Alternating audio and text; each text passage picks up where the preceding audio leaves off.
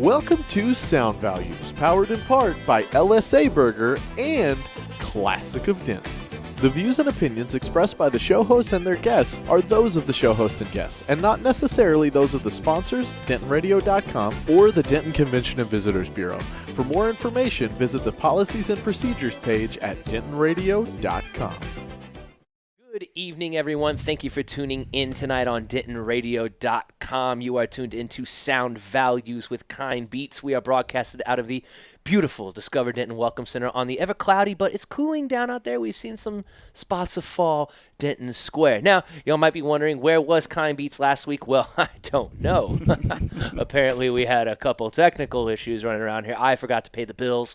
Blame it on me, okay? But luckily, our guest, the man of honor, a man of mystery, of magic, you might say, Vegas, a.k.a. Blake Dvorak, for those who know him by his given name, back in the building tonight. Good to see you, man. It's good to see you, too, man. Yeah, glad to have you back with us, man. It's good to be back. Yeah, man. So, you know, the first time that I saw you, it was, I feel like it was like 2 years ago, honestly. It was a while ago. Was that 2 years ago? I think it when was we did that show? 2017, yeah. It's crazy how fast that stuff can go. So the first time that I met you was when you did the Richie Flow Magic Show. It was you and then Monaco. Yes, you and Monaco.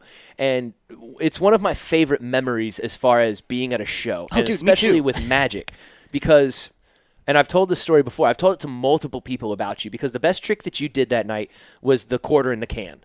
I'm going to do that for you again to sometime. Tiffany Johnson, dude. It was awesome. I never forget. Tiffany was like, ah!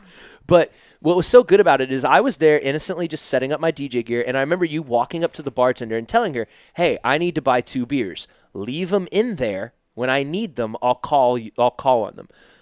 And then you did that trick. And so what I did a couple tricks with a couple of cans and of beer. so what that told me is I was like, I knew, the rest of the crowd didn't, but I knew that you hadn't touched those things. I had been there the whole time. And then Richie asked me, hey, man, you're going to be up above us. If you can see anything, please don't say anything.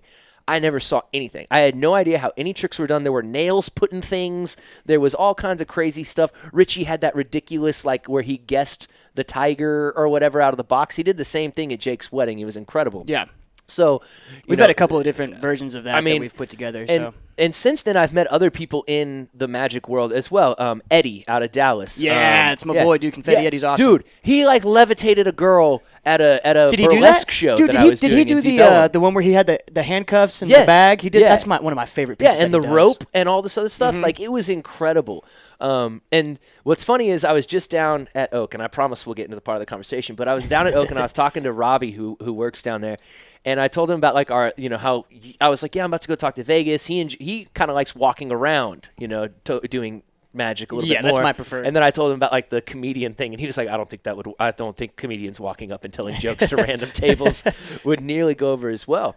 But man, that's kind of like we summarize that real quick. That's the cliff notes real fast. But let's get into the nitty gritty here now, man. Let's start talking. So you've had some changes in life recently. Yes. Let's talk, man. Like what's been going on? You know, it's been a while since you've been back on the show. So fill us in. Moved on from the whole running the martial arts gym thing. We sold that off and got a new job working in pest control. Go to new construction, spray studs in houses, make sure termites don't get in there. Mm-hmm. But I mean, really, that's it. I've been out and we've been doing a lot of shows out in Dallas, like you were talking about. Confetti Eddie, he's got that magic parlor out in Dallas. Confetti Eddie. Yeah, Confetti Eddie. We've been doing a lot of shows over at his magic parlor, just kind of learning, you know, all the behind the scenes stuff of running a show and keeping the parlor moving and taking tickets and, you know, keeping up with performing. Mm-hmm. So is his like? When did you start? Here, I'm going to back up. I'll make sure I ask the questions correctly.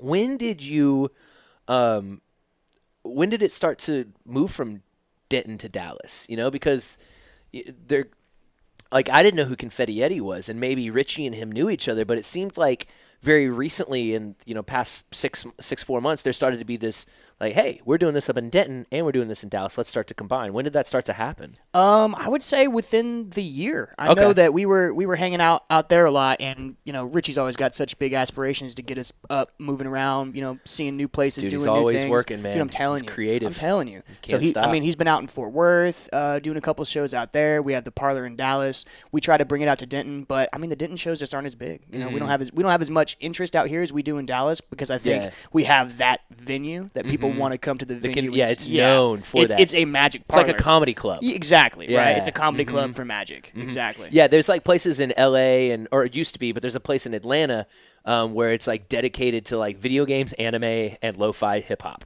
that And sounds so, cool. like tons of people. But yeah, when you have those specific places, I think it definitely helps. Now, the show that we did do in Denton was awesome. I've been chasing that dragon every time I step out on stage. That was my favorite show ever. Yeah, man. And so I'll never forget that, too, because I was standing outside of Annie's with Mark from Deep Wax Productions, Mark Zimmerman, who helped to put that on. Yep, it's my boy, man. I love Mark. I remember he was like, I'm going to charge $20 a ticket. And he was like, everybody's telling me I can't do it. I can't do it. And I was like, you can do it. Like, I know you can do it. And we did it. sure enough, it sold out. Yeah. It sold you couldn't out. let any more people in. No, it it was sold crazy. out.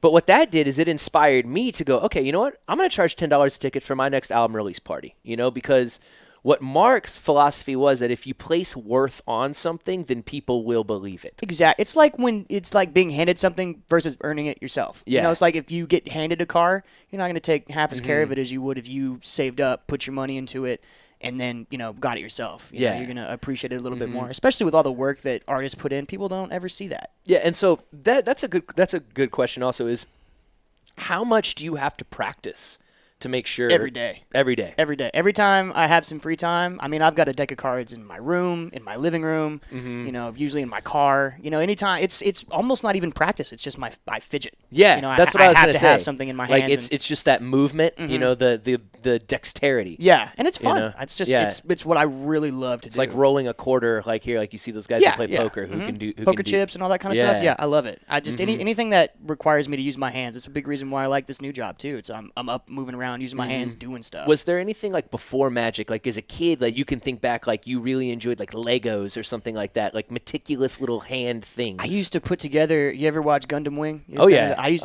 to get these kits. My mom was really big into anime, so she would buy me all these little action figures and things like that. Yeah, I just brought that up. I would put these little Gundams together, and they were real intricate. All the instructions were in Japanese, and I couldn't read it, but I would see the pictures and learn how to put them together like that. So, how did that growing up around? My mom certainly didn't watch anime, but how did that how do you think that affected you growing up? Like, I don't mean to like stereotype, but anime's got some martial arts in it. Do you feel like that inspired you to maybe? Oh, for sure. Like, I wanted to be branch- Goku. That's Oh, okay. you know what I'm saying? That's Who didn't want to be Goku? that's though, for man? real. Like when I learned, I mean, I didn't Can start I go to martial my arts. hyperbolic chamber and For real, that's what the gym was for me, Yep. man. I never. That's awesome. I didn't get into martial arts until later in life. I mean, when I say later in life, I mean like 15. Okay. Versus being a younger kid. But I mean, it's just because I didn't appreciate it for what it was back then. I took a couple jiu-jitsu classes when I was real little, but it didn't speak to me as how it speaks to me now. Is there? I mean, we can point out tons of differences between martial arts and Magic, but are there any things that are the same? Oh man, it's in jiu-jitsu specifically, like when you're grappling with another person, in a lot of martial arts like boxing or taekwondo, it's hard to go full bore in a sparring match because you'll have brain damage and nobody likes to get knocked out all the time. Yeah, you know what I mean? we're just- In grappling, since there's no striking, we can spar at full speed a lot. So you've got somebody coming at you trying to choke you, and if I want to choke you, I'm probably not going to reach up at your neck first because you're going to defend that. Maybe I'll grab your arm or your leg or something and get you focused on something else, and then I'll attack what I really want. This is a mind game. Yeah, it's like a almost. misdirection type Which thing. is the Magic. Exactly. The misdirection. Yeah. Oh, I see. Yeah, they do really go hand in hand. It's a nice complementary relationship. So that they have. we could go into a sparring match and you might go for an ankle, a leg, or an arm, but you're already planned. You've already got your next move 4 moves Oh ahead. yeah, You've already it's like planned chess. it out. Yeah. Okay. No, so I know Do you ever- where I'm going. I just have to find my path to Did get you there. ever go into a match where you have it totally pre-planned, or is there some bit of pre-planning plus just on the fly and Yeah, that's a good question. I like when I step on the mat, my goal is to get on your back. Okay. I want to get my back so I can start working chokes and stuff. It's harder to defend. You have fewer options with somebody on your back.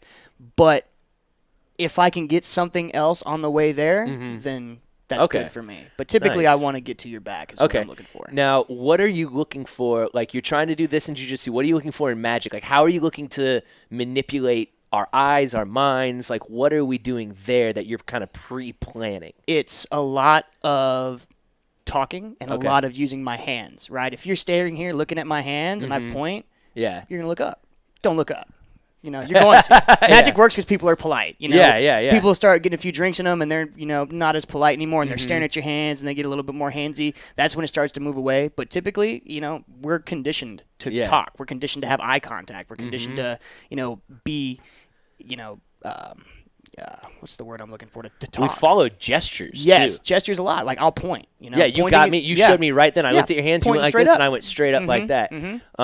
And I've even tried to like battle Richie with that too, where I'm like, I'll watch his hands the whole time. It doesn't matter. He'll wait. He'll find some way. He'll be like, oh, you're gonna look, and he'll do this, and the next thing you know, you're looking right at Richie, and then he's done something because he's got that dexterity with the one hand that I've watched him like practice. Oh yeah.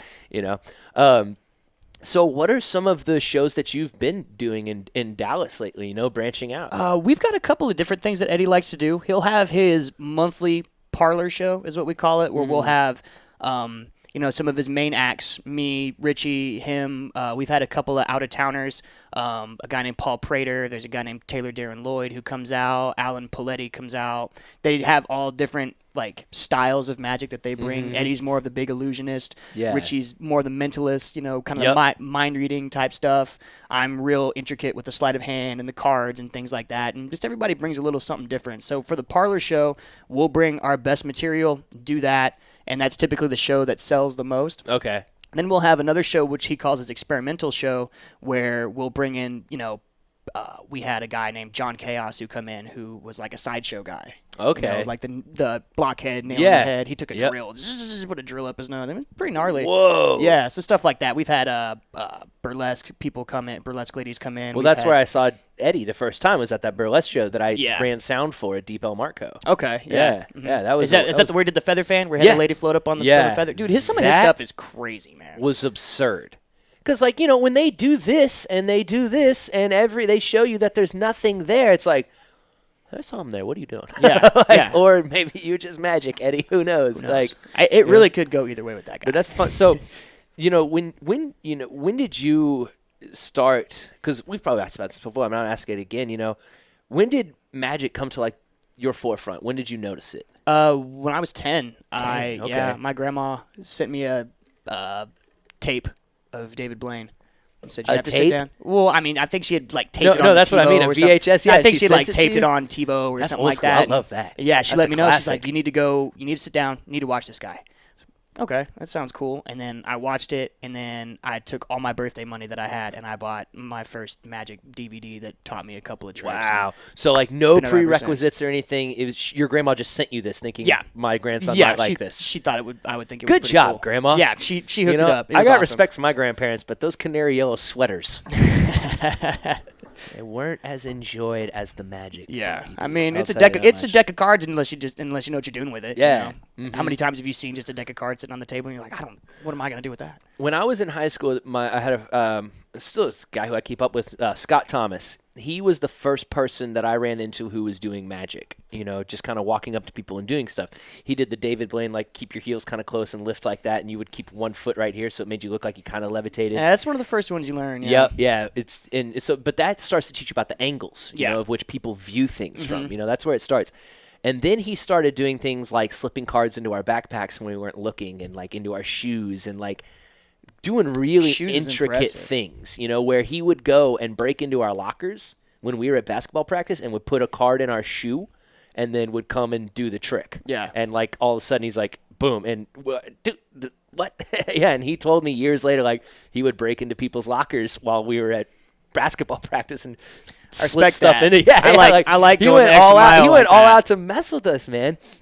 So that's what was super cool, but it got me interested in it too, where I was like, oh man, how do you do this? And I started looking stuff up and finding out sleight of hand, and once again, eyes, eyes. And what it taught me was we are never paying attention as much as we really think we are. No way. There's too much going on all the time to pay attention. Yeah, we miss a lot, of the little details. So what are some of those things, you were saying, just directionals, but what's some of the other things that magicians, not just yourself, but other people might use in order to, I guess you could say, I don't want to say distract the audience, but change our perception? Yeah. I guess it depends on the style. I know a lot of, like, let's say pickpocketers. Are you familiar with Apollo Robbins? You ever heard of him? Mm-hmm. Okay, so he's really Yeah. big about touch, right? It's hard. I think the way that he describes misdirection is that there's a man in your head on a computer, right? And that's your focus. What I need to do is I need to talk to you, touch you, do something to make that man turn around, access the files behind him, so he's not fully paying attention. Because multitasking is a myth. You know, people Yeah. say I can multi. You can really only do one thing 100%. You can do two things pretty halfway. Yeah. You know, decent, but you can't ever focus on two things at once. As a right? new dad, I can confirm that. I spent the weekend trying to do it by myself, and even when I picked Britt up, I was like, so I got most things like 45% of the way done. Yeah. Like, I remember I started sweeping, and then I just stopped for some reason. And so, yeah, we're never getting as much or paying as much attention. And, yeah, man, and so, how do you start to learn those things, though? Because I feel like you have to have a very good understanding. It's like your understanding of, like, the mind and the body, because you've got that understanding from jiu-jitsu of how we move and predictions and things like that, but then you've also got to understand like how our minds work.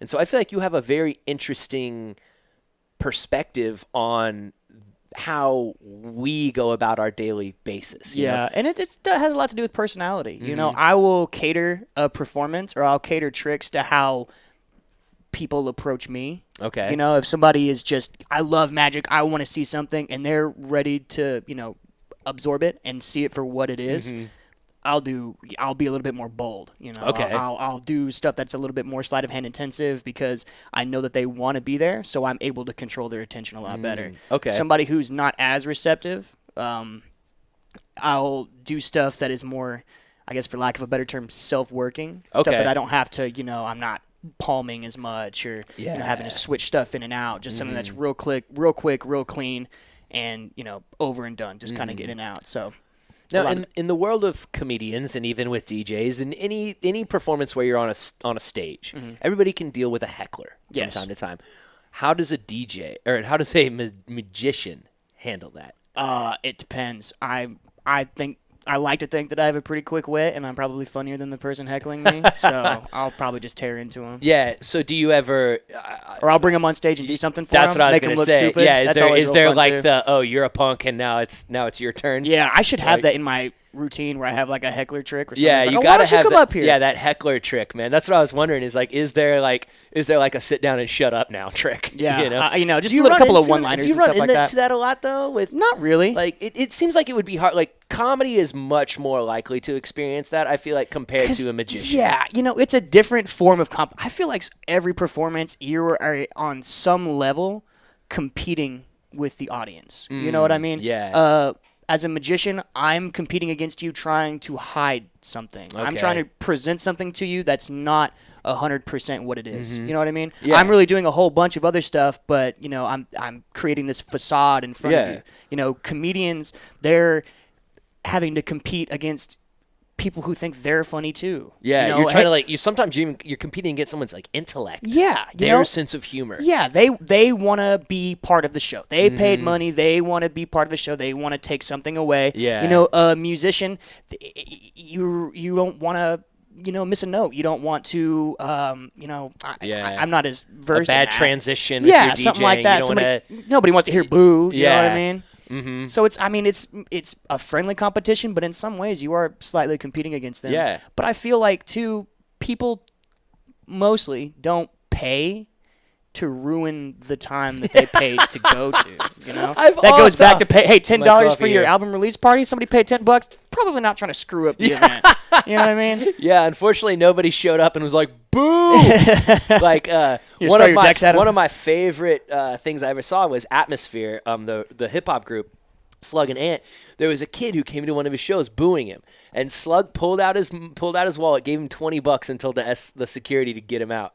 gave him his money back. He for goes, the "Here's your ticket? money back, man. I don't know why Oh, you paid to dude. show up and boo." That's pretty He's slick. like, "Here's your $20 security. Get him out of here." I might have to steal so that he for a gave him his heckler. money That's back pretty and slick. told him to leave. It's like, I don't know what you came here for. Everybody else is having a good time. Gave the kid a refund. Yeah, he refunded him this money and was like, Oof. you paid to come here. This That's doesn't cool. make any sense. Yeah, and I feel like that's how it is, man. I've had people, I mean, not just outright heckle, but, I saw that. I know Yeah. how that was done. It's like, well, I mean, I'm doing my best. It is just a magic trick. I'm Yeah. not a real wizard. You know, I remember Pudge Brewer told me something once, and he said that, like, most often people will criticize when they're doing less, Yeah. not when they're doing more. Yeah, it's like I watch a lot of MMA, for instance. Yeah. Anybody who's booing has probably never put themselves in a combat sport. or Man, put I themselves have on been display punched like in the that. face 6 times in my life, and most of them were friendly boxing matches with friends. Yeah.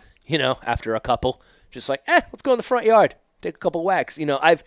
I see what those.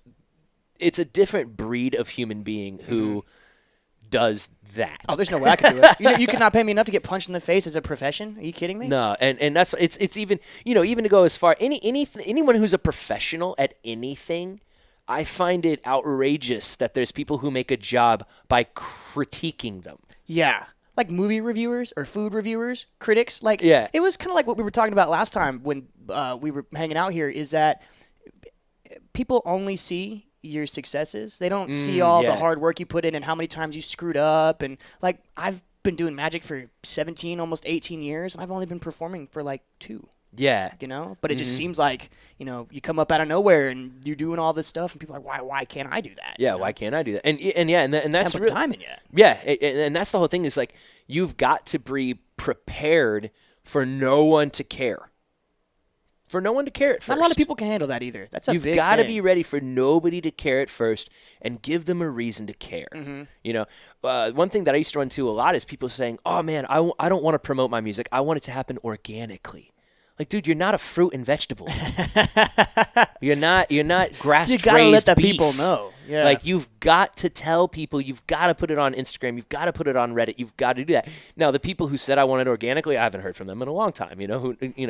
But Still growing, this I guess. idea. Put the fertilizer on it. But this idea that you can do something and be successful without telling anybody about it is extremely difficult. Because one thing that I've noticed is even people who did that, who became known, they disappeared after a while because it was only with that first flood of like, oh, we really like this. But then all of a sudden you stopped and you stay and you kept doing the same thing and you stopped and you didn't promote at all. And then all of a sudden your fan base kind of falls away. Yeah. So one thing that we see on the music side, and I'm comparing this a lot to, magicians and musicians, all that is musicians, is the promotional aspect, getting a show going. Yeah. How does that work for y'all? Because I feel like you guys as magicians, same with the DJs, we really work together a lot.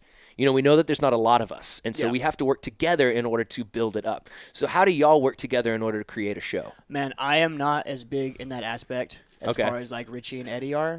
They're far better at promoting. I'm really low key. I don't have a big social media presence. Okay. I'm not a big talker. I feel like some people think that I'm rude sometimes because I'm not the first person to come up and introduce myself. yeah. Because typically I don't think people know who I am. Like when I've met you 10 times, but I'm like, you probably don't remember who I am. I'll sit over here in the back. Yeah. But that's just been my personality my whole life. But that's kind of what magic was for me. It was that way to break the ice and to talk to people. And I met all my friends out here that way because my dad was in the military growing up, and I didn't move here until high school. So it's kind of how I started making friends and just some way to talk because I'm real socially awkward. Were you a bit more introverted in a way? Oh, definitely. I still am. So magic was that way, which he's doing a great job at this interview for an introvert. Was magic Just talking to my friend, man. Was magic kind of a way to like give you a reason to be there?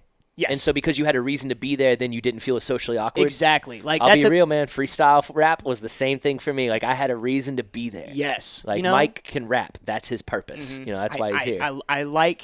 I don't like being the center of attention unless you came to see me. If You're a if- destination person. Yeah, if you came to see me, I'll show you something. But I don't want to. I'm not gonna bother you while you're eating. I'm not gonna, Oh, you're having a beer. Want to see a magic trick? Yeah. I'm not that guy. Yeah. It's like the it's like I used to be in sales and I didn't like cold calls. But no, I there's loved no way I could do loved that. working at a place where people came. where they're like, hey, I came here because you sell bikes and I want to buy a bike. Sweet. You got a question, I have an answer. See, I like that. Yeah, so you're like a destination musician or magician. I'm gonna do this all night. Golly. Is where you would prefer somebody to come up to you, and that's the thing, man. That's how you know you're good, because my boy Emersy or Mercy, depending on how you know him, he's gotten way better at the promotional aspect, but that's not really his style. Yeah. It's not really what he does. I'll do that because that's what I know I like to do, and I've gotten used to spamming this town. I apologize. But that's how you know you're good, is that it's like, yo, man, I don't even need you to be the promoter. I just want you to perform. Yeah. I want you to be there because what you do is good enough. Yeah. And I think that is where if I'm booked and people want to know, I'll do something. Yeah, yeah. But you've accomplished that organicness in a way. You know what I mean? You've done something that a lot of people try to do, which is where you were yourself. You maintain true to yourself, and somebody like Richie, who is 100% himself, and that kind of attitude and that forthcomingness and his work ethic, that is him. Yeah. And I really have him to thank for that, honestly. Like, I would have never – I mean, he was the reason why I got to get up on stage for the first time, Like I said, I've been doing magic for 17 years, and I never stuck my neck out on the line. I never did anything like that, and I meet him at a party one day. He's like, "You do magic? I do magic." And, Yes. you meet a lot of people, and they're like, "Oh, I do magic," and they'll show. We have a joke that there's this one specific card trick that if somebody shows that to us, we know. Please that tell they're me not it's like about the it. Jax with the firefighter thing or whatever. It's that one where you have it clipped in your knuckles like that, and you slap the cards, and that's the only one left in your hand. Oh, okay. We see that, we're like, okay, we know. But then I, start talking about this party, and he talks about these different books that he's got, and they're books that I've always wanted. And I was like, man, we really need to hang out. Yeah. I need to see what you're working with. And he has probably the greatest collection I've ever seen. That's really cool, man. Being able to work with him and it help with my creativity, it help with, getting up on stage and things like that. So I really have him to thank for all of this, to be honest. That's awesome, man. Now, it's always interesting to think like, you've like a bit of an introvert, but at the same time, like you are a singularity out there on the mat when you're wrestling, or not wrestling, but when you're fighting against somebody, so it's, but I guess in a way like that martial arts can be that more introverted aspect because it is that singular experience between you. Yeah, because it's a team. Yeah, when and I when guess you join a gym, yeah. you're joining a family pretty much. And I guess when we all, like when us civilians, as I'll call us, watch MMA, we see these huge crowds and stuff. We don't see the small bouts often that are going on, the small fights, the little victories that lead people Texas to get there. is big into that, man. There's a really big MMA scene out here in Texas. Really? There's a lot of good fighters out here. A lot of the guys, some of the best guys in the UFC have come from Texas. That's cool. Yeah, Dallas. There was a guy just on this last card who was from a gym called Fortis MMA. That's right out in Dallas. My coach, Alan Moeller, he's had a couple of guys go up into the UFC and fight. I mean, it's pretty big out here. Nice, You'd man. be surprised. Very cool. How do you find that magic transitions into your regular life? How has the skills you've acquired in that led to helping you be better at a day-to-day process? Being able to interact with people. That's the one right there. That's really what it comes down to. Yeah. I don't know how I would be able to talk to somebody unless it was what taught me communication. Okay. Honestly, because again, I've always been real shy and introverted and wasn't very talkative, but getting used to it through magic makes it a little bit easier. Like this interview right now, it feels like almost like a performance. You know what I mean? Yeah. That and I'm talking to a friend of mine, which makes it a little less Yeah. awkward. I'm not trying not to stare at the camera with everybody looking at me, but it's all about maintaining relationships too, like understanding just people in general. I've gotten to meet a lot of different people, a lot of different personalities, and being able to see that and understand how I should interact with people based on that. And you do that very quickly on stage, or when you're in the crowd. And so how do you seem to learn people very well is what I'm saying, know? And so do you think that there is a time where the fact that you kind of sat back and observed how people behaved for a long time by being quieter and being more introverted, do you think that led you to being more successful as far as doing the magic and kind of understanding how people work? I never thought of it like that, but I guess so. I remember the first show at Andy, I know we keep coming back to that, but that first show at Andy's. That's because it was awesome. Yeah, it's pretty sweet. Joey Johnson was on stage, and he was the MC, and he's getting ready to announce me, dude, I'm behind on those stairs in the back, just on my knees, like my head in my hands, like, oh my God, what am I gonna do? Is this real? Is this really happening? It's about to happen right now. We had months of preparation. Writing. Yes. Getting the tricks laid out. What are we gonna do? How are we gonna do it? Because a lot of the stuff we did was original material. I don't know if you remember the Jolly Rancher trick. That was original. That was something that we came up with. Yes. Yeah. There was a lot of stuff at that show. I'm telling you, dude, that quarter in the can of I gotta beer show you that was, like up close. Oh one day, my 'cause gosh, that's a close up trick. It blew my. I was at a loss. Yeah, that's that you're talking about. That makes me think about a lot of my favorite things about Magic. That you got to see that little part, that little experience that you had. That's that's why I do this. That's what I mean. That's that whole really experience cool. I had was like seeing you buy those beers and wondering, like, I didn't even know who you were at the time. I was setting up my stuff. You just came in, hey, and I heard it. I looked over, and you were like, just leave him back there. I was like, why is he? Yeah, it just seems so innocent. Like, how is that going to do anything? But it's just we call them provers. That's just another prover that it was like, man, that's something weird about that. There's something weird about that. I don't know how the quarter with that girl's initials got into that can, but it did. Yeah, and that's another thing.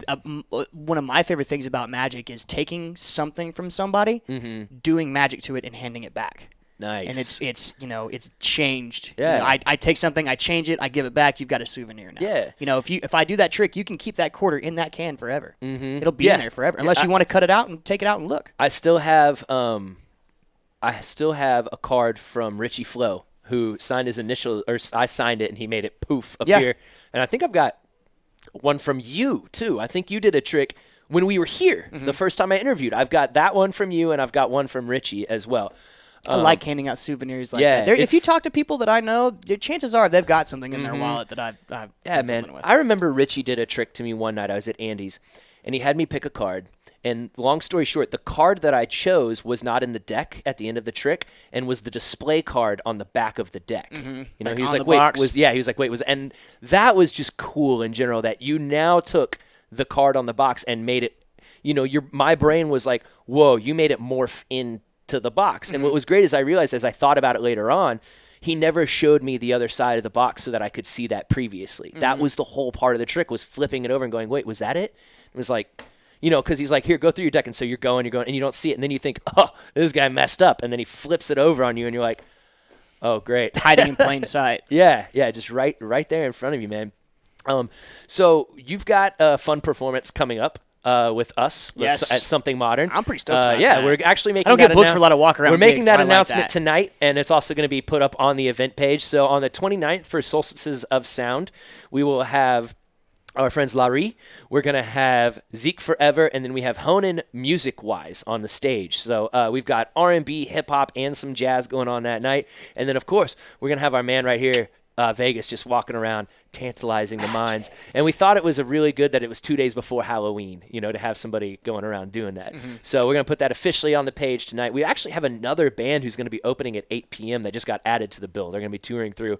So Zach asked me, so do we have anything that, like, what's up in, there's no sleeves, but do you have some new stuff, some walk around? Like, can I expect some new things that I'm going to see? Like, I don't know. I don't know about anything new. See what's going on, though? Yeah, I've been pretty busy. Magic's been kind of on the back burner for me as far as, like, learning new material, but it's going to be cool. I'm excited for it. Now, there may be some stuff you haven't seen. I've got a lot of material, so it just depends on what I'm carrying with me. Yeah. Now, make sure, and this always cracks me up. I got to show you this on my phone. You'll be able to tell your homie this.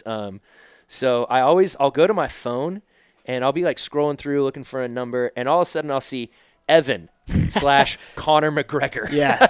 That's how he's saved in my phone. Yep. Dude, we got into a bar in Dallas for free one time because he told me looked that. like Conor McGregor. Great dude, man. We're just walking down the street. He's like, hey, you look like Conor McGregor, man. Come over here. That's what he told me. He's like, get in here. Like, usually it's $10, but don't come in. Yeah. I met him over a stage of, like, it felt like 6 months where I just kept running into him randomly. And I was like, all right, man, tell me your name. Oh, he's dude, like, yeah. Evan, He's been my best friend. Him and his brother. Yeah, I grew up at their good people, house. man. Yeah. Make sure he comes out. You guys are great. Now, Leland from Mojo I told him, I was like, oh yeah, Vegas, but he was like, oh dude, they've come out to shows. Like, Oh, dude, they're you guys like have one of come to my my shows. favorite You guys have bands come to out my here. shows in Dallas. You guys have come to my shows. It's like, it's very rare that you get people who actually show up because they enjoy the music from like the dude, local yeah. community, but it's super cool that you guys do that, and we really, really appreciate Yeah, it. man, I know how hard it is. So, like yeah. you work really hard on something. It's nice to have people appreciate it, Yeah, dude, it's a lot of fun. So we appreciate, especially when it's that. good. Yeah, so You have to stand there and be like, so yeah, Good hit that job. guy up. Make sure I always love seeing that dude. He's always so friendly too, man. He's got such a smile. He looks so mad and angry at first, but then he smiles. You're like, oh, this guy. yeah, he's one of the nicest dudes you could ever meet. Yeah, man. yeah, for sure, man, for sure. As you get to know him, he's less intimidating. Yes. Less Yeah, intimidating. definitely.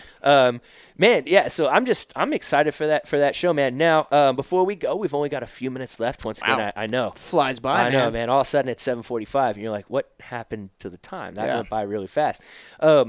So as you have now started to branch out into Dallas, you're doing more shows out there, and you said Magic you got real busy, and it took as far as developing new tricks and things like that. But do you feel like doing this, more and more you've gotten better at it? You've honed it in. You're even more confident on that stage. Yeah. Oh, definitely. That was always the biggest thing, was getting up on stage and doing it, because I had never done it up until that Andy show. Okay. I've never had 60, 70 people staring at me like, what? What are you going to do? Yeah, dude. What are you going to do? Paid to be here? Do something good. Prove it. Yeah. That kind Exactly. of thing. So that was Definitely, man. really weird to get over, but I think people. I listened to a podcast. Are you familiar with the artist Buckethead, the guitar player? Yeah, I've seen him live. Yeah. Yeah. Dude, I think I've seen him every time he's come to Nunchucks, Dallas. all Yeah. that, Awesome. Yeah. I listened to an interview with him one time, and he had really bad stage fright, and I was feeling kind of nervous about it too. And he was actually doing this interview with his therapist, and they were talking about how he helped get over that stage fright. And the thing that his therapist told him was, people are coming to see what you're going to give them. Mm-hmm. They may expect something, they may want something, but they're going to get what you give them. If they like it, they'll come back. If not, Yeah. it is why what it why is. stress over it? Yeah. Don't. And that don't was worry a about big. it. That was yeah. it seems so simple, but that was kind of a big revelation for me. I was like, man, you're right. I'm gonna do what I'm gonna do, and if people like it, it'll catch on. If not, Yeah. I had a good time. Yeah, it has a lot to do with control. Mm-hmm. It's like you can dude, I got in a huge car accident like 10 years ago, and I still will get anxiety like in a car during certain times. Mm-hmm. And it got to a point where it's like affecting like my driving in a car, like Yeah. with somebody else. I'd be freaking out all the time. And so I read like, why is this happening? And really it came down to a control, which is like you're worried about something that hasn't even happened yet. Mm-hmm.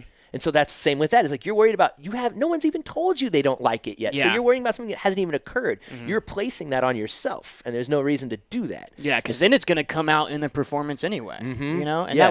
that was the big thing. I was in the back. I get on stage, and I was like, if I freak out, just talk louder. Yeah. If you remember, I was yelling a lot. Yeah, dude. Today the kids who were DJing, some kids might mess up, and I told them, I said, if you ever slide your channel over and there's no music and everybody looks at you, go, okay, now y'all are paying attention, and then flip your other. Yeah, there you go. you know how many Make it a times I- moment. Yeah, make it a moment where people all of a sudden look, and now all of a sudden they're looking at you. Yeah, so turn it into something. Turn that anxiety, that stress, mold it and shape it, and turn it into something that's going to be great. Man, I have a good story for that. It was my only show I've ever done at Deep Ellum Art Company, and Okay. it was like a half comedy, half magic show. And I guess the headline comedian was late or something, but that was the reason why people were coming. Yeah. And so we had to have our sets pushed back and cut. I had a whole every trick led into something else, and I spent a lot of time on it and wrote out my script and everything. So when we got bumped back, I had to cut some material out, and Yeah. that really threw me off, and I was just not having as much fun as I should have. Yeah. And I have this first trick where I have a lifesaver, I swallow it, I have a piece of thread, and I saw it into my neck, and you can see it in my neck, and I pull it really hard, and the lifesaver is attached to the thread when I pull it out. Yeah, Ow. it's pretty wicked, right? Sounds brutal. So I'm on stage and I'm doing it, and as I'm sawing it in, everything's going right, and I go to pull, and the thread snaps, and the lifesaver I had palmed in my hand goes flying out in the audience, and just 40, 50 people are just staring at me like, what is this guy doing? And I look, and I take a deep breath, and I go, ta-da! Everybody laughs, move on to the next thing. Yeah. So Yeah, exactly. And once again, you're talking Horribly about like, embarrassing. yeah, people are there to see what you're going to do. Yes. You know, and that's what's great too, man, is when you do get a good audience, you know, and let's say something doesn't go perfectly, you know, well, then it works out. But before we go, man, that was something I'll never forget it at Jake's wedding, Richie, how he was doing this trick, like, you know, having people say, I forget, it was like, what are you thinking, tiger or this or that? And he looked like he was wrong the entire time. And I'm standing at the DJ booth, and I remember looking over at Jake, and both of us kind of like smiling, just wondering like, what is he going to do? And I can't remember it all exactly, but it all ended up coming full circle, and it all made perfect sense. he is a master of what we call the magician in trouble. Okay. That's You know? awesome. Yeah, if there's, oh no, what am I gonna do? You know, Yeah. he sells it so well. You know, Yeah, and I think it's because, no offense, Richie, but nobody thinks you know what you know you're doing. Everybody sees him like, dude, he's wearing sweats. Like, I can't take this guy seriously. man, a big part Hasn't of shaved in 9 years.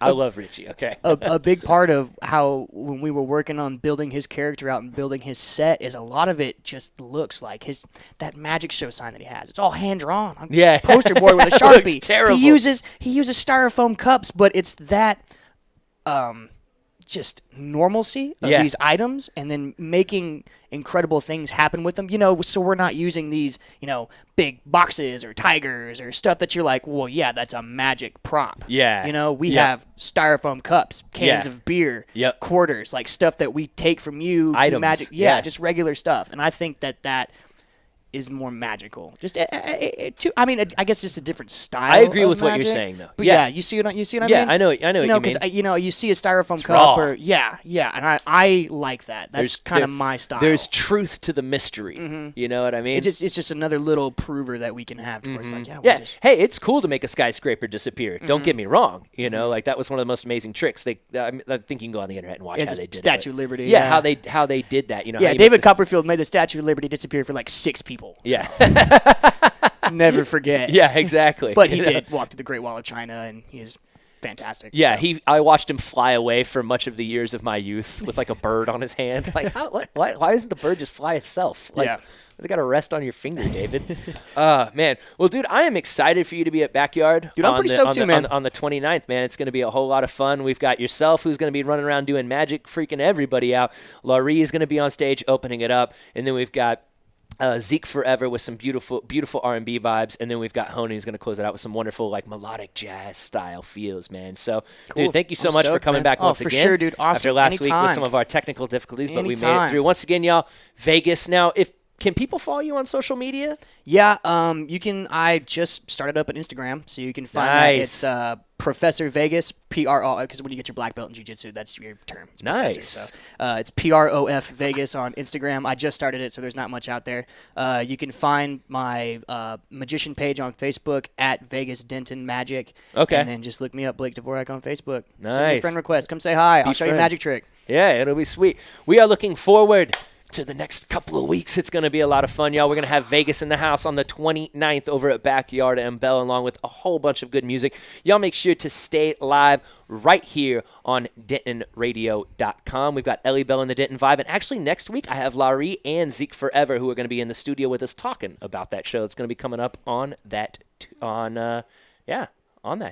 You know, Sweet. it's going to be sweet. Yeah.